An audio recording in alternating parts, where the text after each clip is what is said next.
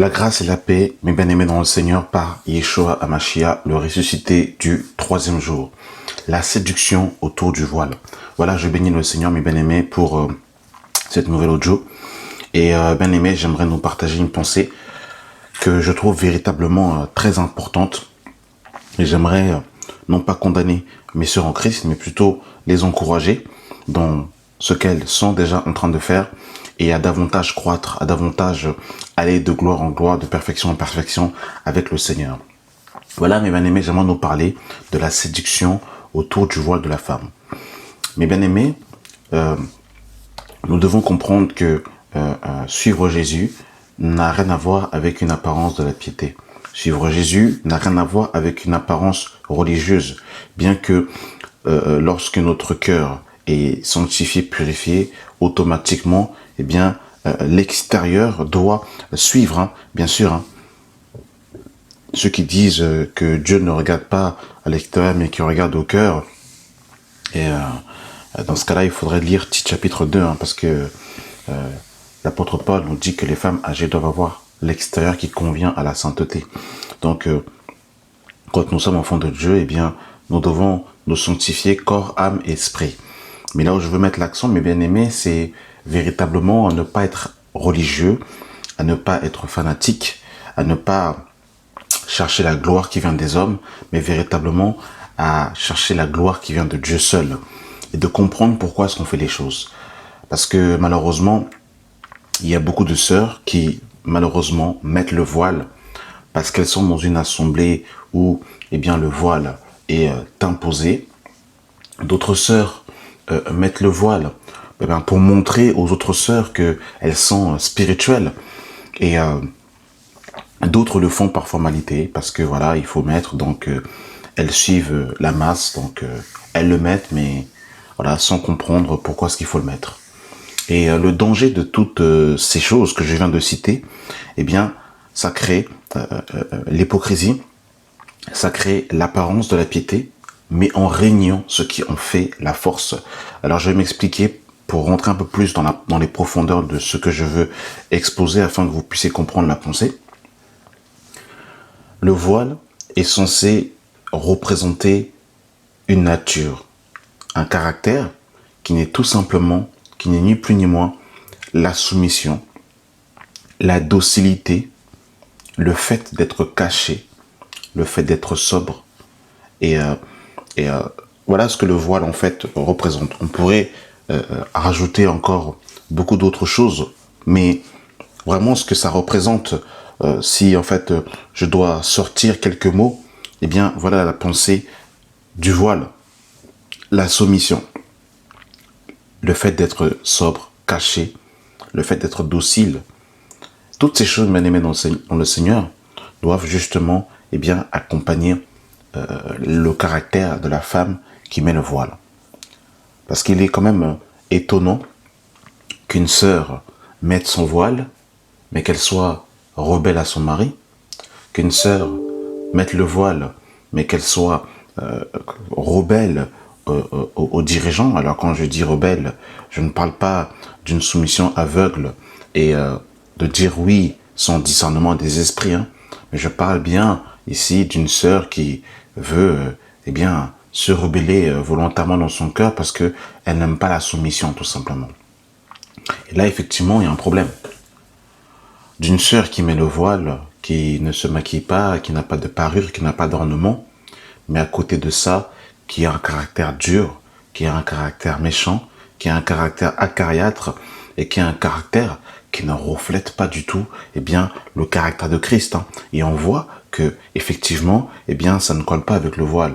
Et là, malheureusement, eh bien, ça donne une apparence de la piété, mais en reniant ceux qui ont fait la force, malheureusement. Et là, pour le coup, eh bien, le voile devient malheureusement, eh bien, tout simplement un simple bout de tissu religieux qu'on met sur la tête pour se rendre conforme à un endroit, pour se rendre conforme à un lieu. Et malheureusement, eh bien, on renie ceux qui ont fait la force. On va prendre juste quelques passages, mes bien-aimés, parce que nous sommes des croyants bibliques et nous voulons que notre foi se repose sur la parole de Dieu. L'apôtre Pierre va nous dire quelque chose de très intéressant. Nous sommes dans le livre de de 1 Pierre, pardon, de 1 Pierre chapitre 3. Et l'apôtre Pierre va évoquer quelque chose de très intéressant.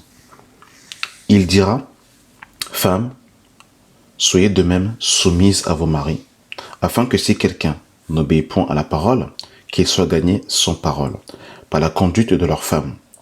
Envoyez votre manière de vivre, chaste et réservée. Chaste et réservée. C'était le point qu'on évoquait tout à l'heure par rapport à la discrétion.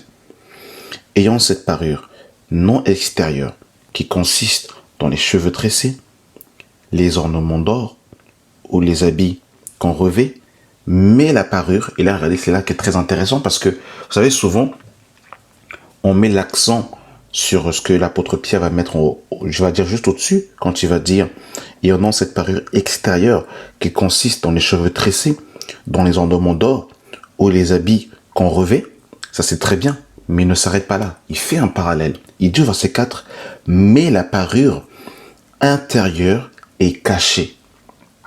Et regardez ce qu'il va dire, d'un esprit doux et paisible, qui est un grand prix devant Dieu, c'est ainsi se paraissaient autrefois les saintes femmes qui espéraient en Dieu, regardez, soumises à leur mari, comme Sarah, qui obéissait à Abraham et l'appelait son Seigneur. C'est d'elle que vous êtes devenues les filles, en faisant ce qui est bien, sans vous laisser troubler par aucune crainte. Donc c'est super intéressant ce que l'apôtre Pierre va dire ici.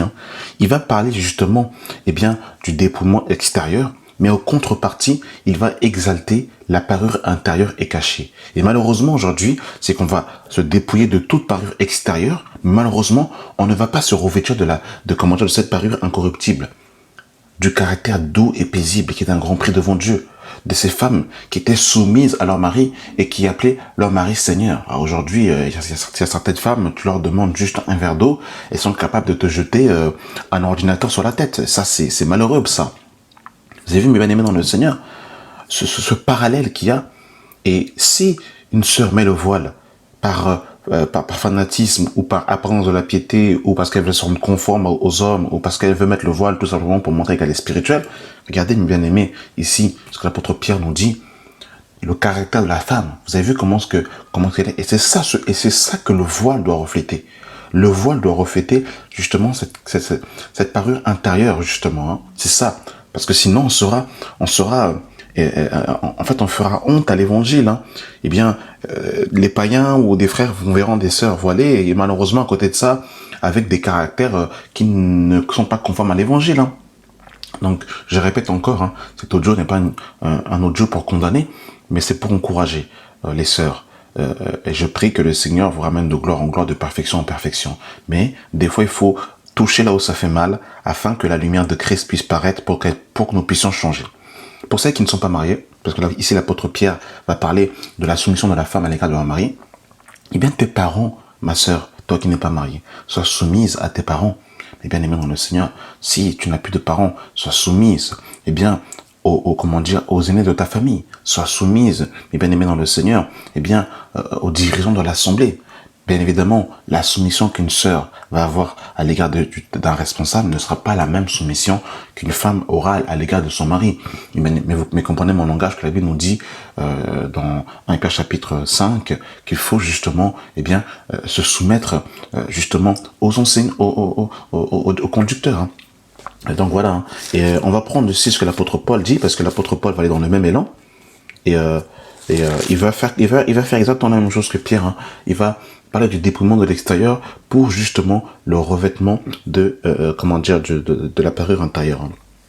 Il va dire, mes bien-aimés dans le Seigneur, à partir du verset 2, dans 1 Timothée chapitre 2, le verset 9, je veux aussi que les femmes, vêtues d'une manière décente, avec pudeur et modestie, ne se parent ni de tresses, ni d'or, ni de perles, ni d'habits somptueux, mais qu'elles doivent se paraître de bonnes œuvres, comme il convient à des femmes qui font profession de servir Dieu. Que la femme... alors, je vais relire juste avant, à partir du verset 8, parce que c'était là où je voulais mettre l'accent, excusez-moi. Je veux donc que les hommes prient en tout lieu, en élevant des mains pures, sans colère, ni mauvaise pensée. Je veux aussi que les femmes vêtues d'une manière décente, avec pudeur et modestie, ne se parent ni de tresses, ni d'or, ni de perles, ni d'habits somptueux, mais qu'elles se parent de bonnes œuvres, comme il convient à des femmes qui font profession de servir Dieu. Et ce que j'aime beaucoup ici, ce que l'apôtre Paul va dire, c'est qu'effectivement, il va parler du dépouillement des choses extérieures pour se revêtir des choses intérieures. Et c'est ça justement le parallèle. C'est que des fois, malheureusement, eh bien, on se dépouille des choses extérieures, mais on ne se revêt pas des choses intérieures. Et effectivement, il y a un contrepoids qui n'est pas bon, en fait. C'est qu'on a une apparence de la piété, mais on renonce ceux qui ont fait la force, parce que tout ce que l'apôtre Paul va exalter par la suite, eh bien, il n'y a pas le fait de se revêtir, de bonnes œuvres. On nous dit à partir du verset 11, que la femme écoute l'instruction en silence avec une entière soumission. Je ne permets pas à la femme d'enseigner, ni de prendre l'autorité sur l'homme. Donc sur l'homme, il n'est pas bienséant, bien-aimé dans le Seigneur, qu'une sœur crie sur un frère. C'est pas bienséant. La sœur doit rester dans sa position en tant que sœur, et même si elle doit parler dans sa condition de sœur, mais qu'une sœur hausse le ton sur un frère, et surtout sur son mari, et bien aimé dans le Seigneur, ça ne va pas dans la direction d'une femme qui fait profession de servir Dieu. Car Adam a été formé le premier, Ève ensuite. Ce n'est pas Adam qui a été séduite, c'est la femme qui s'est séduite, s'est rendue coupable de transgression. Elle sera néanmoins sauvée en devenant mère si elle persévère avec modestie dans la foi, dans la charité et dans la sainteté. Amen. Donc voilà, mes bien-aimés dans le Seigneur, vraiment, là où j'ai vraiment voulu mettre l'accent, c'est sur cela. Donc vraiment, j'aimerais vraiment encourager mes sœurs, à comprendre en fait la direction du port du voile, que effectivement, il faut se dépouiller de la parure extérieure, mais en contrepartie, le Seigneur vous demande de vous revêtir justement, des bonnes œuvres, de la soumission, de la modestie, de la discrétion, de ce caractère doux et paisible qui est d'un grand prix devant Dieu, et de ne pas justement, chercher une apparence religieuse ou de se rendre conforme à un lieu, ou à un endroit, ou à des hommes, ou à une dénomination, ou à une maison. Amen. Voilà. La grâce et la paix, mes bien-aimés dans le Seigneur, au nom de Jésus. Amen.